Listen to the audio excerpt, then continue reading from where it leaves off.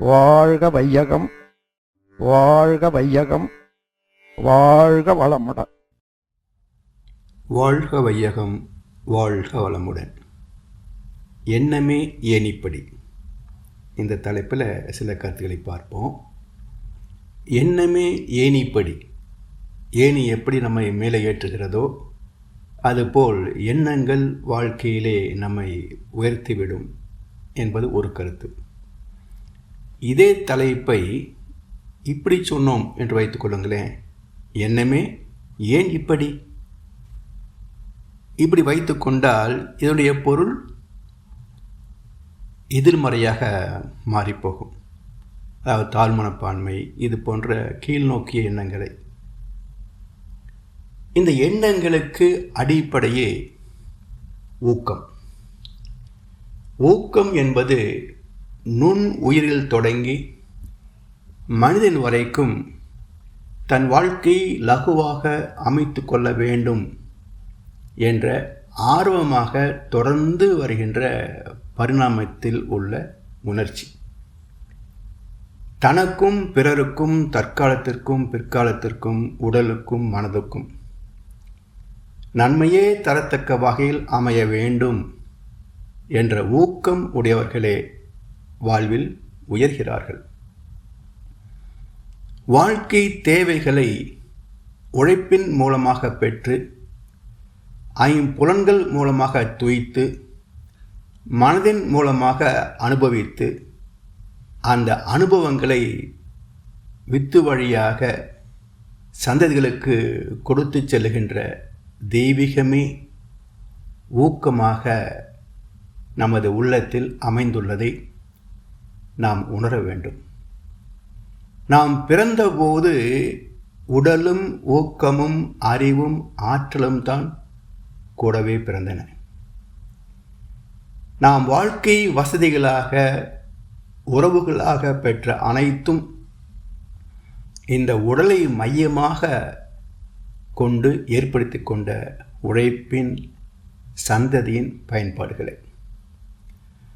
அசைக்க முடியாத ஊக்கம் இருப்பவரிடத்தில் எல்லா வகையான செல்வங்களும் தேடி வரும் என்று சொல்வார்கள். இடையறாத ஊக்கம் தொடர்ந்து உடல் உழைப்பின் மூலமாகவும் தெளிந்த அறிவின் மூலமாகவும் செயல்பட்டு 7 வகை சம்பத்துகளிலேயும் நமக்கு நிறைவளிக்கும். வெள்ளத்தனைய மலர் நீட்டம் மாந்தர்த்தம் உள்ளத்து அணையது உயர்வு என்கிறார் வள்ளுவ பெருந்தகை. அதாவது குளத்தின் நீர்மட்டம் உயர்ந்தாலும் தாழ்ந்தாலும் தாமரை மலர் நீர் மீதே மிதக்கின்றது. எப்படி? நீர்மட்டம் உயர்கின்ற போது அதற்கு தகுந்தாற்போல் தண்டு வளர்ந்து விடுகிறது. நீர்மட்டம் குறைகின்ற போது அதற்கு தகுந்தாற்போல் தண்டு வளைந்து கொள்கிறது. அதாவது தண்டு வளர்வதற்கான ஊக்கத்தை கொடுப்பது வருகின்ற வெள்ளம்தான். அதே போல வாழ்க்கையில் உயர வேண்டும் என்ற எண்ணத்தை தருவது ஊக்கம்தான். ஆனால் இதில் மனம் உருவாக்கி கொண்ட ஆசைகள் ஏற்படுகின்ற வளர்ச்சி, ஆசைகள் விரும்புகின்ற வளர்ச்சி, இதற்கு எங்கிருந்து ஆற்றல் வர முடியும்? இது இயற்கையின் பாற்பட்டதல்ல, மனதின் பாற்பட்டது. இதன் விளக்கம் என்ன என்றால், உள்ளத்து அணையது உயர்வு.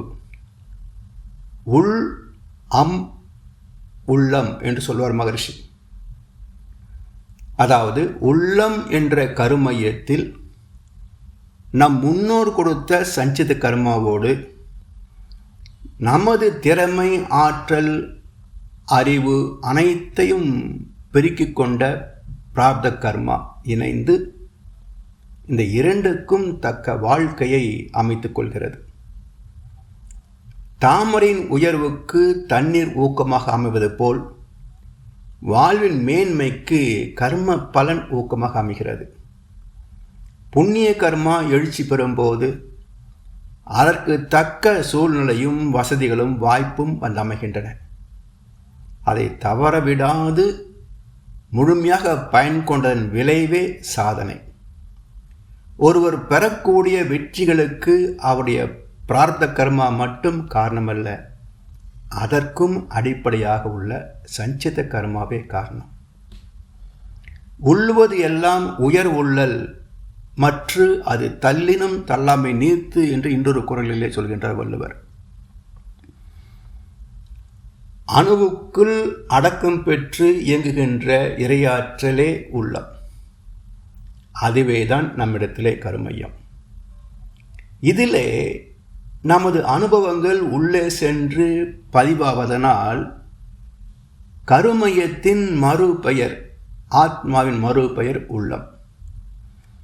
அப்படி உள்ளே செல்கின்ற அனுபவங்கள் உயர்ந்ததாக, அறம் சார்ந்ததாக, அனைவருக்கும் எப்போதும் நன்மை தரத்தக்கதாக அமைய வேண்டும். அதுதான் உள்ளுவதெல்லாம் உயர் உள்ளல். அந்த தூய உள்ளத்தில் பிறக்கின்ற எண்ணமும் சிந்தனையும் நித்தமும் எல்லோருக்கும் நன்மையை தரும். அந்த நன்மை தள்ளினும் தள்ளாமை நேர்த்து. எப்படி? ஒரு நண்பர் சொல்கிறார், அப்பா அந்த இடம் ரொம்ப கம்மி விலைக்கு வருது, அது வாங்கி போடேன், உங்களுக்கு தான் பணம் இருக்குல்ல. அடப்போப்பா, அது எதுக்கு வாங்கி வச்சுக்கிட்டு என்று இவர் விரும்பவில்லை என்றாலும் குடும்பத்தில் உள்ள மற்றவர்களோ அல்லது சூழ்நிலையோ இவர் அதை வாங்கும்படி செய்துவிடும். அதிலே நல்ல மதிப்பும் அல்லது விலையும் கூடி வரும், லாபம் கிடைக்கும். இதுதான் தள்ளினும் தள்ளாமை நிறுத்து. வரவேண்டிய நன்மை வந்தே தீரும். அதுதான் உள்ளத்தால் உள்ளுவதெல்லாம் உயர்வுள்ளல், மற்றது தள்ளினும் தள்ளாமை நிறுத்து. எப்படியும் அது நன்மை தந்தே தீரும் என்பது கருத்து. பொதுவாக தீயதை நினைக்க மாட்டேன், தீயதை பேச மாட்டேன், தீயதை செய்ய மாட்டேன் என்று தொடர்ந்து அதையே சிந்தித்து கொண்டிருப்பது எப்படி என்றால், கையில் ஒட்டிய நூலான் படையை திரும்ப திரும்ப தேய்ப்பதை போன்றது. அது போகுமா? அங்கேயே தான் இருக்கும். அதை நீக்க வேண்டுமென்றால் ஒரு துணியை எடுத்து துடைத்து எறிந்துவிட்டால் போய்விடும். அதுபோல உள்ளதை உணர்ந்து நல்லதை செய்து வருகின்ற போது அல்லவை தீய எண்ணங்கள் தானாக விலகிவிடும். அம்புகள் தன்னை துளைத்த போதும் கீழே சாய்ந்து விடாது நிற்கின்ற யானையைப் போல சோதனைகளும் துன்பங்களும் தாக்கிய போதும் ஊக்கம் உள்ளவர்கள் துவண்டு போக மாட்டார்கள். மன வேகத்தில்தான் சிதைவு வரும், தோல்விகள் வரும். தெய்வீகத்தன்மை பெறுகின்ற போது, தவத்தின் மூலமாக தெய்வத்தை உணர்கின்ற போது, தர்மத்தை பின்பற்றுகின்ற போது, அது அறிவுபூர்வமாக செயல்படுவதால் தோல்வியும் நட்டமும் வருவதற்கு வாய்ப்பே கிடையாது. சில பேரிடத்தில் திறமை இருந்தும் சாதிக்க முடியாது. காரணம் என்ன என்றால் தாழ்வு மனப்பான்மை. அதெல்லாம் என்னால் முடியுமா?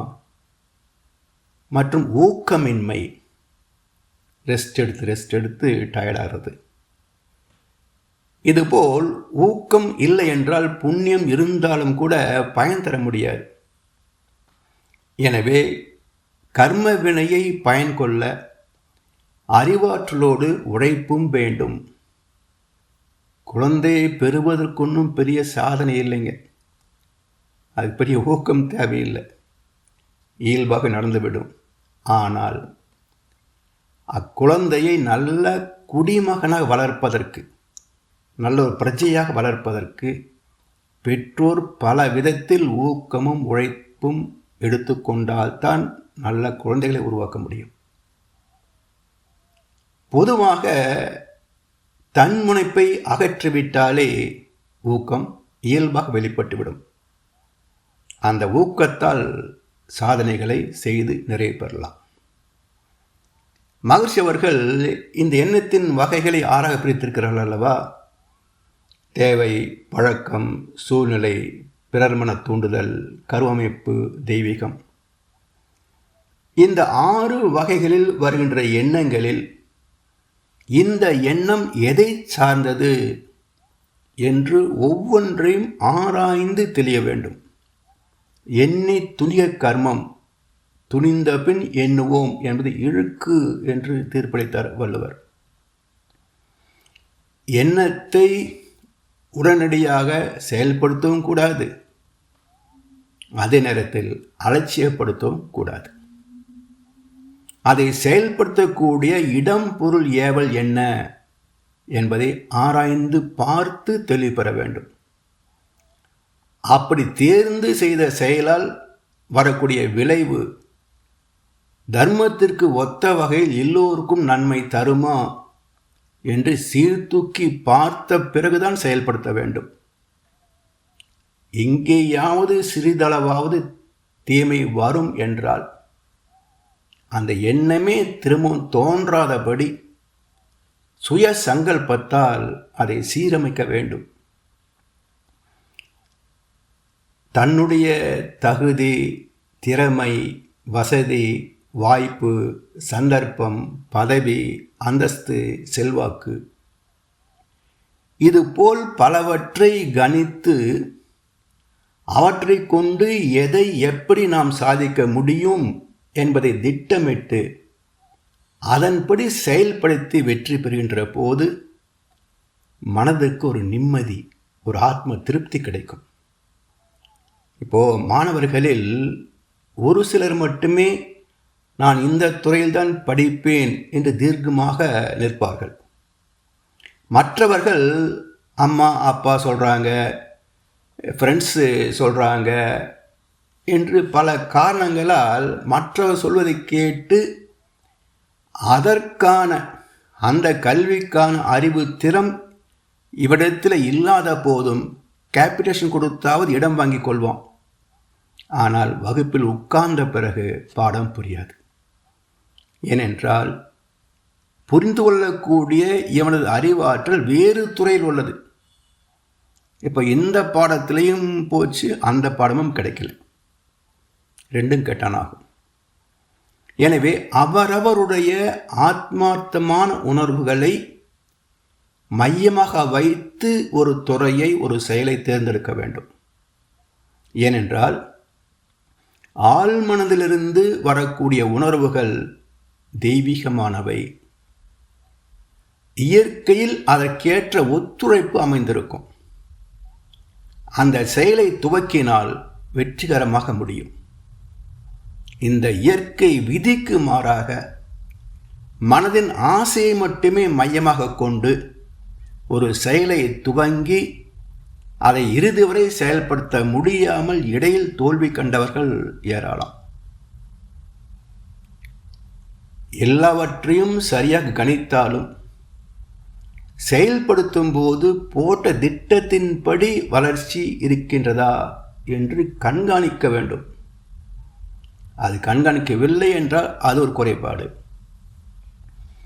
தன்னுடைய திறமை, தகுதி, தன் நண்பர், உறவினர், ஊழியர் அவர்களது திறமை போன்றவை தெரியாதது இரண்டாவது குறைபாடு.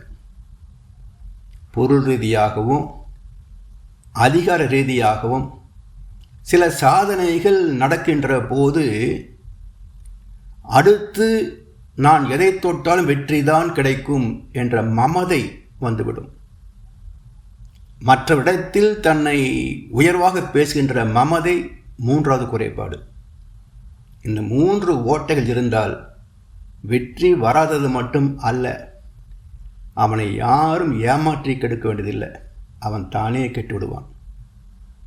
எனவே எச்சரிக்கையோடு ஒரு செயலில், ஒரு துறையில் வெற்றி பெற்ற பிறகு அடுத்ததை சாதிப்பதற்கான ஆற்றலை பெருக்கிக் கொள்வதற்கு தன் அறிவு இல்லை என்றாலும், அனுபவம் இல்லை என்றாலும், மற்றவர் அறிவையும் அனுபவத்தையும் பயன் கொள்ளலாம். பிறகு அடுத்த துறை என்று ஒவ்வொரு துறையாக உயர்வு பெறலாம். இப்போ பொதுவாக உலகத்தில் ஒரு துறையில் நல்ல வருமானம் வருகின்ற போது அதில் ஒரு பகுதி பணத்தை எடுத்து இன்னொரு தொழிலை தொடங்குவார்கள். அதில் வந்த லாபத்தை வைத்து இன்னொரு தொழிலை தொடங்குவார்கள். அந்தந்த துறையில் தேர்ச்சி பெற்றவர்களின் அறிவு திறமையை வேலைவாய்ப்பின் மூலமாக பெற்றுக்கொள்வார்கள். ஓவரால் மேனேஜ்மெண்ட், அந்த நிர்வாகத்தை மட்டும் இவர்கள் பார்த்தால் போதும், மற்றதெல்லாம் இயல்பாக நடந்துவிடும். இப்படித்தான் பல தொழிலதிபர்கள் பல தொழில்களை நடத்தி கொண்டிருக்கின்றார்கள். அதிலேயும் ஒரு எச்சரிக்கை வேண்டும். உதாரணமாக கொரோனா காலத்தில் அடையார் ஆனந்தபவன் பெரும் சிரமத்திற்கு உள்ளானது. காரணம் என்ன என்றால் தம் வலிமையை அறியாதது. போட்டி மனப்பான்மை காரணமாக வந்த வருவாய் அனைத்தையும் கிளைகள் விரிவாகத்திற்கு மாற்றியதால் வந்த வினை. நம்மால் சாதிக்க முடியும் என்று மனம் சார்ந்த நம்பிக்கையை மட்டும் வைத்து செயலில் இறங்கிய காரியம். அதை வள்ளுவர் சொல்லுவார், நுனிக்கொம்பர் ஏறினார் அஃது இறந்து ஊக்கின் உயிர்க்கு இறுதியாகிவிடும். அதை எளிதாக சொன்னால், சிங்க நடை போட்டு சிகரத்தில் ஏறு, சிகரத்தை அடைந்தால் வானத்தில் ஏறு. சரி, சிகரம் வரைக்கும் ஏறுவது உடலும் மனமும். வானத்தில் உடல் ஏற முடியுமா? மனம் மட்டும்தான் ஏற முடியும். இப்போ உச்சி சிகரத்தை அடைந்த பிறகு நான் வானத்தில் ஏறுவேன் என்று காலை எடுத்து அடுத்த அடி வைத்தால் என்னாகும்? உயிருக்கு இறுதியாகிவிடும், சங்கு உதிருவாங்க. இப்படி உடலின் எல்லையை மதிக்காமல் வற்புறுத்தி செயல்பட்டால் உடல் தளர்ந்துவிடும், மனம் சோர்ந்துவிடும். எனவே ஞாலம் கருதினும் கைகூடும். எப்போ? காலம் கருதி இடத்தால் செய்யின். இந்த உலகையே தன் வசப்படுத்தும் சாத்தியம்தான். ஹிட்லர் முயற்சி செய்யவில்லையா?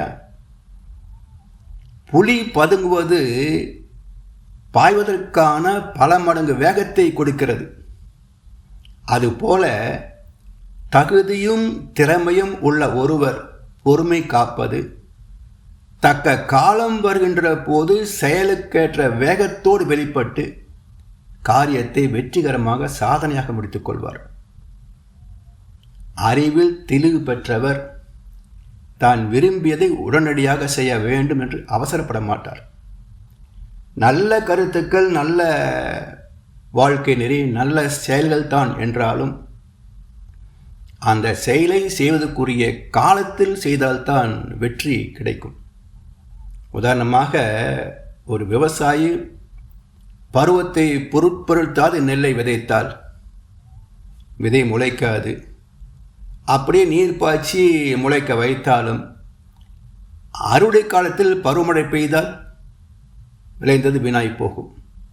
எனவே காலம் அறிந்து இடத்தார் செய்யின். காலம் அறிந்து செயல்படும் பக்குவத்தை பெற்றால் வெற்றிகளை குவிக்கலாம். எப்படி அமைதியாக உட்கார்ந்திருக்கின்ற கொக்கு இறை வந்தவுடன் தன்னை தாண்டி போகும் முன் விரைவாக கவ்விக்கொள்கிறதோ, அதுபோல் செயல்படுகின்ற காலம் வருகின்ற போது பொறுமை தவிர்த்து அதிவிரைவாக நுட்பத்தோடு செயல்படுகின்ற திறம் தியானத்தால் தான் வரும். விதையின் ஆற்றல் வளர்வதற்கு மண் சத்தும் நீரும் சூரிய வெளிச்சமும் காற்றும் பாய்வதைப் போல நமது செயல் என்கின்ற வித்துக்கு திறமை, நோக்கம், காலம், இடம் என்ற 4 அவசியம். அப்போதுதான் செயல் என்ற வித்து விருட்சமாக வரும். தன் வலிமை, துணை வலிமை, இணை வலிமை என்று 3 கோட்பாடு ஒன்று. நமது ஆற்றலை பெருக்கிக் கொள்ள வேண்டும், திறமைகளை வைத்துக் கொள்ள வேண்டும். அனுபவங்கள் மூலமாக மேன்மை அடைவதற்கும் முயற்சிக்க வேண்டும். இதே போல மற்றவரின் தகுதி, திறமை, ஆற்றல் அவற்றை கணிக்கின்ற ஆற்றலை வளர்த்து கொள்ள வேண்டும். இவற்றை இணைத்து செயல்படுவதால் வரும் விளைவு என்னென்று கவனிக்க வேண்டும். இந்த 3 வகையிலையும் அறிவுத்திறம் பெற்ற செயல்பாடே நிர்வாகம் எனப்படும். எல்லா துறைகளிலும் ஒருவர் தேர்ச்சி பெறுவது சாத்தியம் இல்லை. அரசியலில் தேர்ந்தவன் விஞ்ஞானத்தில் தேர்ந்தெடுக்க முடியாது. எனவே இதனால் இவன் முடிக்கும் என்று ஆராய்ந்து அதனை அவன் கண் விடல் என்று சொல்வார்கள்.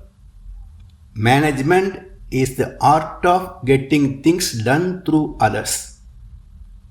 குடும்பம், நிறுவனம், நாடு எதிலுமே மற்றவர் திறமைகளை கணிக்கின்ற திறமை உள்ளவனே சிறந்த நிர்வாகி. மற்றவருடைய சாதனைகளை மதித்து அதை தன் வளர்ச்சிக்கு பயன்படுத்தக்கூடிய திறம் இருக்க வேண்டும். எல்லாம் சரியாக இருந்தது சரி. சிறிய தொழிலதிபர்கள் தொடங்கி பெரிய தொழிலதிபர்கள் வரைக்கும் பலர் இருக்கிறார்கள். இந்த முயற்சியில் இடையிலே பலர் காணாமல் போனதும் உண்டு.